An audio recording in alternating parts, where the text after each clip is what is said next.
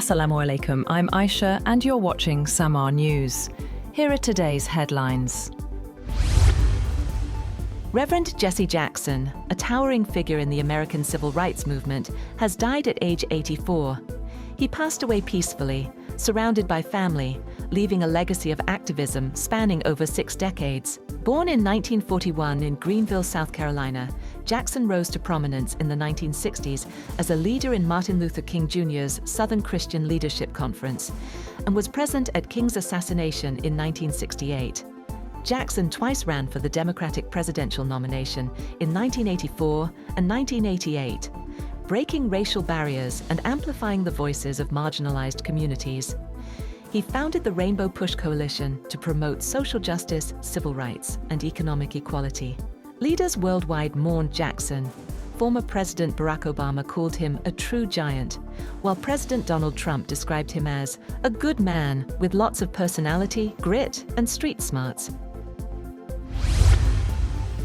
Cambodian Prime Minister Hun Manet claims Thai forces are occupying parts of Cambodian territory, calling for the Joint Boundary Commission, JBC, to begin technical demarcation work. Speaking during his visit to Washington for US President Donald Trump's Board of Peace meeting, Hun Manet said Thai troops remain in Cambodian land despite a December ceasefire, using shipping containers and barbed wire that prevent residents from returning home. This is not an accusation, but a statement of the facts on the ground, he told Reuters, stressing Cambodia cannot accept violations of its sovereignty. Hun Manet urged Thailand to allow the JBC to resume work now that elections are concluded. The United States has disclosed evidence suggesting China may have carried out an underground nuclear test on June 22, 2020. Seismic readings from a station in Kazakhstan indicated an explosion of magnitude 2.75 near China's Lop Nor test site. Assistant Secretary of State Christopher Yeo said the data were very unlikely to be from an earthquake or mining activity and suggested China may have attempted to mask the blast using a decoupling technique. China denied the claims, calling them entirely unfounded and politically motivated. The disclosure comes amid US efforts to involve China in new arms control negotiations following the lapse of the New START treaty.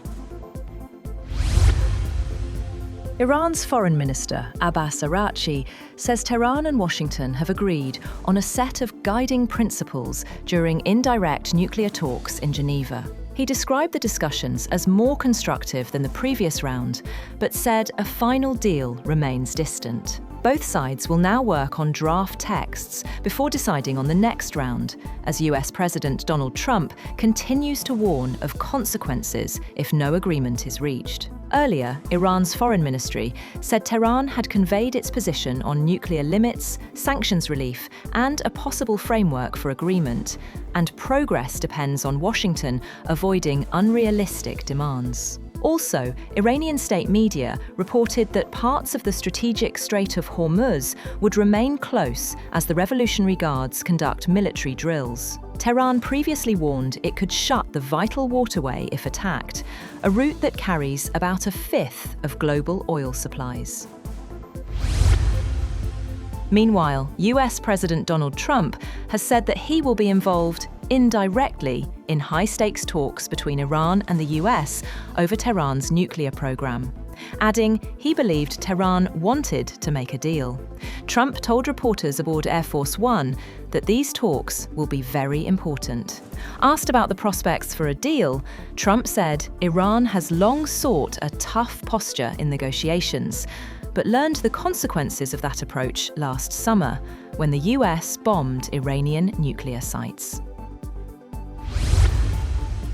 The foreign ministers of 8 Islamic countries, including Pakistan, have strongly condemned Israel's decision to designate lands in the occupied West Bank as so-called state land. In a joint statement, the ministers described the move as a serious violation of international law and a dangerous escalation that threatens the prospects of a two-state solution. The joint statement was issued by the foreign ministers of Pakistan, Egypt, Jordan, the United Arab Emirates, Indonesia, Turkey, Saudi Arabia, and Qatar. Bangladesh Nationalist Party leader Tarique Rahman has been sworn in as Bangladesh's Prime Minister, marking a decisive political shift in the South Asian nation after his party's sweeping parliamentary election victory. Rahman, son of former Prime Minister Khalida Zia and assassinated President Ziaur Rahman, takes office facing urgent challenges, including restoring political stability, rebuilding investor confidence, and reviving key industries such as the garment sector after the prolonged turmoil that followed the Gen Z-led uprising that toppled Sheikh Hasina's government in 2024. Trilateral peace talks between Ukraine, Russia, and the United States have begun in Geneva. Ukraine's delegation head, Rustem Umerov, confirmed the start of the two-day discussions, focused largely on territorial disputes. US President Donald Trump is pressing both sides to reach a deal quickly, though Kiev says it is facing the greatest pressure to make concessions. That's all for now. For more updates, visit www.samaa.tv. Thank you for watching Samaa News.